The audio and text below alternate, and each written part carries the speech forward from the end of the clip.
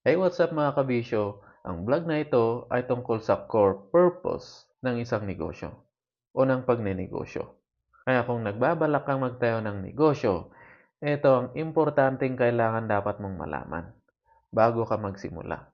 Para hindi ka magaya sa mga iba na tayo na lang ng tayo ng negosyo na hindi naiintindihan kung ano ang core purpose ng pagnenegosyo, kaya ang ending, nalulugi sila o hindi nagtatagumpay ang kanilang negosyo.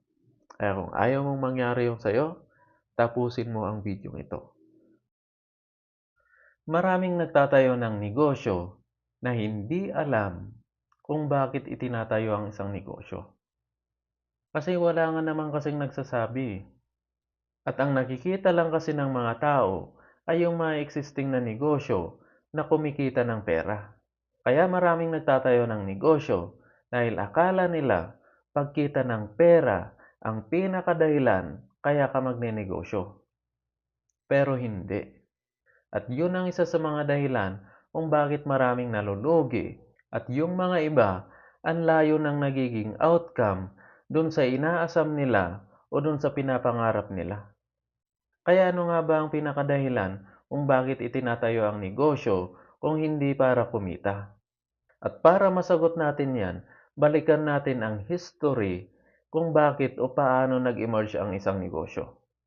Noong sinaunang panahon, nung wala pang mga currency, problema ng mga tao na marami silang supply sa isang bagay pero wala sila sa mga ibang bagay na kailangan nila.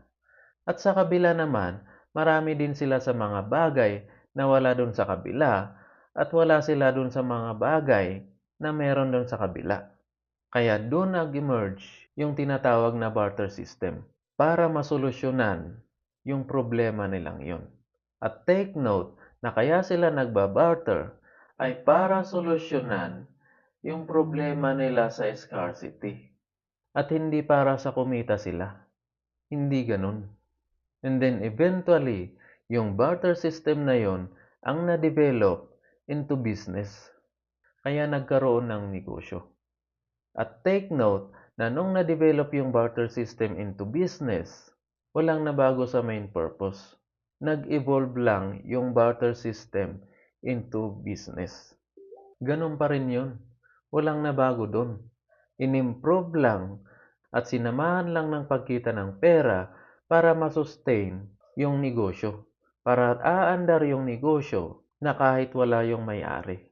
Sinamahan na lang ng pagkita ng pera para maging sustainable. Para kumita din naman yung mga nagmamanage sa negosyo kasi may pangangailangan din naman sila. Ganun ang negosyo. Pagre-resolba kung anong problema ang kinakaharap ng mga tao o ng ating kapaligiran o ng ating mundo. Hindi yung basta magtayo ka lang ng kung anong gusto mo. Hindi ganun. Kaya kung nagnenegosyo ka ng isang bagay na gusto mo lang na hindi naman kailangan ng ibang tao, yan ang dahilan kung bakit hindi gumagana ang negosyo mo. At para magkaroon ka ng sustainable na negosyo, maghanap ka ng problema ang susolusyonan mo. Dahil pag talagang problema ng mga tao ang sinusolusyonan mo, handa at willing silang magbayad para masolusyonan ang problema nila. Kaya hindi mo na kailangang magtodo effort sa marketing kasi ikaw na ang hahanapin ng mga tao. Hindi kagaya sa mga negosyo na gusto mo lang na hindi naman problema, kahit ubusin mo ang pera mo dyan sa marketing, hindi rin papasinin yan. Kasi walang namang problema dyan eh. Walang handa at willing magbayad para dyan sa negosyo mo. Yan ang pinagkaiba ng negosyong gusto mo at yung negosyong sinusolusyonan mo ang isang problema. Nabanggit ko na ito sa nakaraang video natin. At ang example natin doon ay yung dalawang founders ng Airbnb na sinolusyonan nila ang problema na laging pagkawala ng available na hotel rooms. Kaya nila itinayo yung Airbnb. Hindi basta gusto lang nila, kundi sinolusyonan nila ang problema ng mga tao. Sa Philippine setting naman, kaya itinayo ni Injap ang Mang Inasal ay hindi dahil gusto niya lang. Napansin kasi ni Injap noon na mahilig ang mga Pilipino sa barbecue at sa pagkakamay. At napansin niya na wala pang kainang nagkikater nito. Kaya yun ang sinolusyonan niya. Kaya lumitaw yang mang-inasal. At halos lahat ng mga negosyong nagtatagumpay dyan. Kung mapapansin nyo, may dahilan kaya sila itinayo. May purpose sila, hindi dahil sa pagkita ng pera. Importanteng kumita ang negosyo ng pera para sumahod din naman yung mga empladong nagmamanage sa negosyo dahil may pangangailangan din naman sila. Pero hindi yon yung pinakadahilan kung bakit andiyan yung mga negosyo. May kanya-kanyang purpose yung mga yan na hindi pera. May kanya-kanyang problema yung mga yan na sinusolusyonan. Kaya kung magtatayo kayo ng negosyo, pag-aralan muna ninyo. Ano ba yung problema na gusto nyong solusyonan? At alamin ninyo kung willing ba ang mga tao na magbayad sa produkto ninyo para masolusyonan ang problema nila.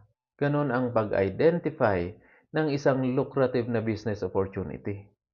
Hindi yung naghahanap ka ng kung anong malakas dyan na nakikita mo, tapos gagayahin mo. Mali yun. Kasi pag ginaya mo yun, parehas kayong malulugi. Kasi yung customer nung ginaya mo, nung nagtayo ka ng katulad nun, nahati yung customer niya. Hindi lumiit yung customer niya, maliit din yung customer mo. Tapos ang nangyari, at dahil gusto nyo mag-agawan ng customer, nagbabahan kayo ng presyo. Naglabanan kayo sa price war. Kaya ang ending, parehas kayong nalugi. Kaya hindi tama yung nanggagaya sa negosyo. Hindi masamang gumaya, lalo na pag malaki ang demand at kulang na kulang yung supply. Pero pag tama lang yung supply doon sa demand, huwag ka nang sumingit. Maghanap ka na ng iba na susolusyonan mo. Kasi marami naman dyan eh. Yung mga iba hindi lang kasi tinitignan. Kasi nakatingin sila kung ano yung negosyong malakas at yun yung gagayahin nila. Kaya ang nangyayari, naging gayahan system na lang ang pagninegosyo. Tapos nagpapatayan sila sa tinatawag na price war. Kaya bago ka magtayo ng negosyo mo, maghanap ka muna ng problema dyan sa paligid mo. At yun yung solusyonan mo. Dahil tiyak, ikaw yung hahanapin ng mga tao dahil willing silang magbayad para masolusyonan yung problema nila. At automatic, nakikita ka na dun. Kasi ikaw yung hinahanap eh. Hindi yung tatargetin mo na magnegosyo ka para kumita. Hindi. Alright, I hope malinaw nating naipaliwanag ang core purpose ng pagninegosyo. Hanggang dyan na lang muli mga kabisyo. Wish you success. Bye!